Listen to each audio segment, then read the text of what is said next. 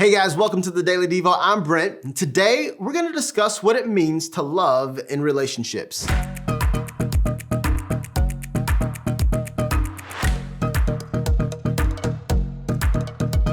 In John 15, verses 12 through 13, Jesus says this is my commandment, love each other in the same way that I have loved you.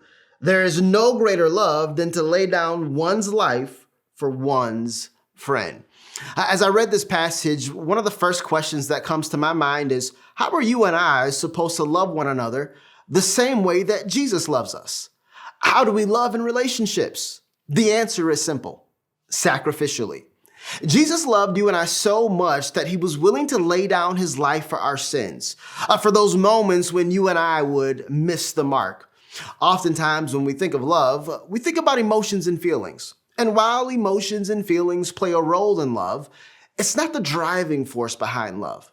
I love the way Dr. Tony Evans explains love. I'm paraphrasing, but he says that the driving force behind love is not feelings or emotions. Rather, the driving force behind love is sacrifice for the welfare of others. If you and I are truly going to love well in relationships, we must make it a top priority of ours to be concerned about the welfare of others. To give you an example, about 6 years ago, I went through a really dark season in my life, a season where I experienced real depression and trauma. But it was during that season, which lasted almost a year, I had a group of friends who always made themselves available whenever I needed to talk. See, these men, they had jobs and families, but when I needed them, they came through. And here's my challenge for you and for me. When your friends need you, or your spouse needs you, or your children need you, be willing to love like Jesus.